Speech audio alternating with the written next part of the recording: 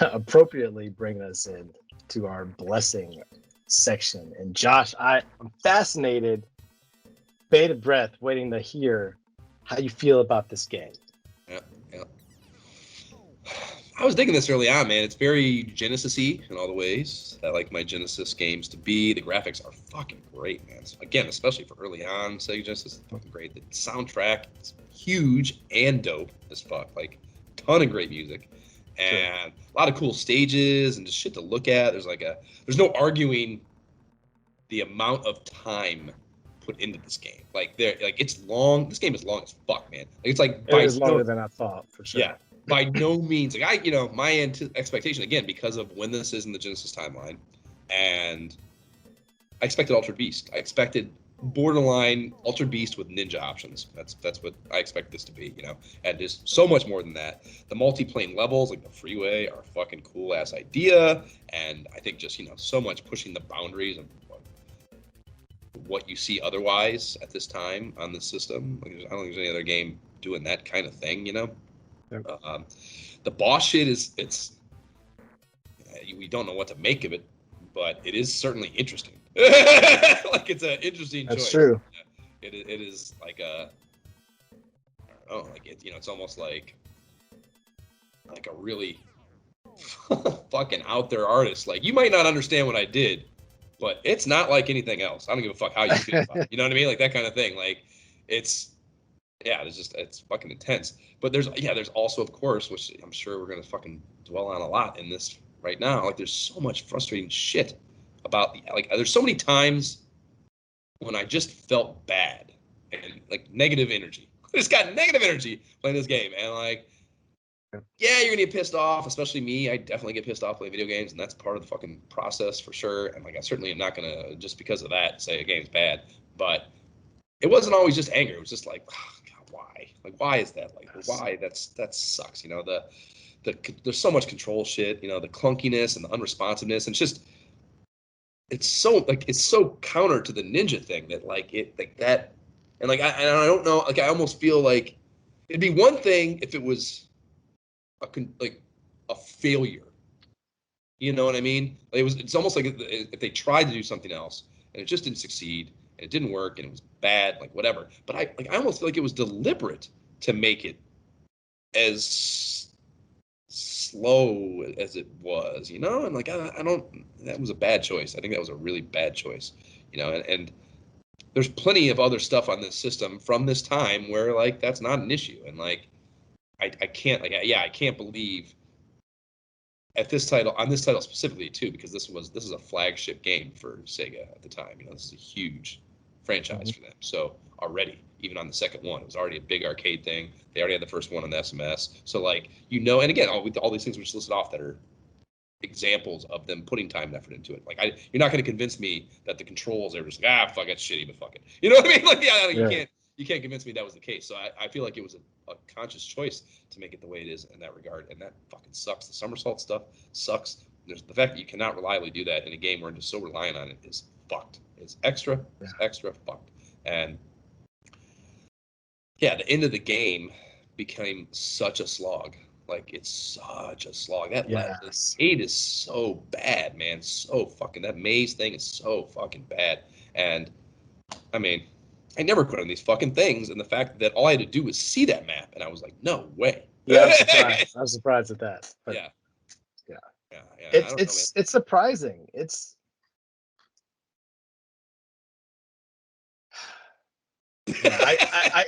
I think about how would I feel playing this on OG hardware with no save states. I would have to start over many times. I would use all the continues and have to start over many times. How long would it take me to beat this that way? Honestly, it's one of those. It's it's kind of, there's some of it's almost, it's clearly, I feel nauseous mentioning this game in the same breath, but kind of like Mike Tyson's Punch Out in the way that it's not going to happen on OG hardware. It's not happening. There's just under no circumstance is this game going to get beat, and I can accept that. And that's part of this is a game I own. I enjoy playing it, But it's not a game that's ever going to get beaten. I don't care how much I do it. You know what I mean? There's just no chance. You know, leave the Sega on for months. It never turn it off. Whatever. You know, there's not enough continues. There's just no chance. And like that. I don't know. Again, it's a different time. Like you want back then it was. There's the whole thing about Nintendo trying to make games that can't be played in a fucking rental and like trying to like make it a game that has to be bought because that's more profitable for the business. Like this is a game and a half and that falls into that category, and like maybe that's again something you can't criticize them for. It's like that's what that was a deliberate choice that was conscious and some players probably applaud them for that. So yeah. And like it pains me to not have, because like the thing that could potentially tip me emotionally on a game like this is that boss battle shit, like with fucking all the way back to our very first episode and fucking Ghosts and Goblins, and like yes, that game is miserable, but I beat that final boss and I was like, it's good, like at least from the thing where it restarts over is fucked up, but like the process of beating that boss after all that time, and I think that one actually didn't pay off maybe like I wanted to, but the point being like not having experienced that to know whether or not it fixed some of my emotional problems and emotional shortcomings that I got from this game bums me out a little bit because that's why I'm so diligent about finishing these things, because let me speak on that topic then. It was not at all satisfying, especially partially. You didn't get the good ending though, Jay. Maybe if you I was about to say I'm sure partially because I didn't save the girl, but at the same time, no dialogue, no explanation. You beat it, and that's the end. And it was just kind of like I take it back to this. For me, it goes back to those three questions again, and I simplify things. Did I have fun? Like, was I having fun playing this? I will tell you, overall, I was not. Would I recommend it to someone else? No, I would not recommend you go out and play Shinobi. Would I play it again for fun via remastered version or something like that if available? Maybe just to see like if the controls are tighter and see if it's better. They fixed but like otherwise, like for the amount of times that I was frustrated and angry and spent time going over like the same freaking thing, trying to run around this map, like for that ending to end like that, I was just like, why did I play this game? Like, forget this. Like, I'm done. Like, not worth. I mean, I don't have a problem, and granted, like I said, I didn't experience it in the proper emotional context of having beat the boss myself, and then now you get this moment to relish in that, So I didn't get to. I'm just watching the video, so I don't know if that makes this more valid or not. I'm not sure. I mean, that's to be judged by someone else. But like, I kind of impressed by the cinematic ending and the simplicity of it, because I think it does convey what needs to be conveyed in either case. Either that you are unfulfilled and did not save your girl, and your quest kind of continues to make that right in some way, shape, or form. And we are going to get a third installment of the series, and probably more. I don't even know. But on the good side too, same thing. It's kind of like just this simple, but what's not. Let me ask you this: what dangling thread? For as long as it took me to freaking beat that last damn boss, so long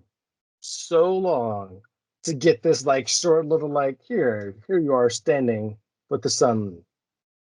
Thanks. Like it was just like I spent so long trying not to die over and over, but what's precision? What's the narrative? Like, what's the narrative thread left hanging that you did not have satisfied though? What's the thing that actually gets what would be told to you there that you not even told to me, but just like I don't know, just there were so many of these fights, boss fights, where you had to spend so much time being on point without like losing focus to be able to make it through, for just like this little cinematic to be like the end of your journey. It was like I felt like it should have been longer. There should have been more stuff to happen, better cinema. I don't know, anything. I think, I mean, you can be upset about the experience, but I think for the time, I don't think you can criticize the endings. I think this is as much as you're getting from any video game at this time. All I know is finishing this, I was just like, that's it. Wait, I can totally buy the unsatisfaction, but I don't think you can base it in a lack of effort with the ending. Like I think I think the cinematic is fucking absolutely beautiful and more than you get from most games at this time.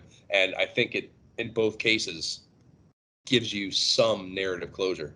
It's not telling you maybe where you go from here, but that's not really a video game's goal. Like that's going to happen in the sequel. Like you're going to find out where you went from here. So I won't criticize it for that at all. And I think the art for these is absolutely stunning. Like I think the art for both these things is absolutely beautiful. Incredible 16-bit looking shit. With the camera movement and even the actual artwork. So that I would not criticize it for, but I can certainly get still being unsatisfied. I won't contest that at all. Yeah, man. So yeah, I hate to give it no blessing just because it was too fucking hard for me at the end. And the caveat to that though is I don't think that's where the bulk of my negativity comes from. I think it comes from a lot of the minutia throughout the actual, like you said, what feelings did I have while playing this, and I think the good was not outweighed by the bad. And for a video game, especially, let alone any emotional experience, that should not be the case. So, agreed. Yeah, no blessing for you. Yeah, I think no too for me. I think King Lorik does not bestow Revenge of Shinobi his blessing, but he respects your hustle, Sega. Sure. Okay. So that is our spin through the Revenge of Shinobi on the Sega Genesis.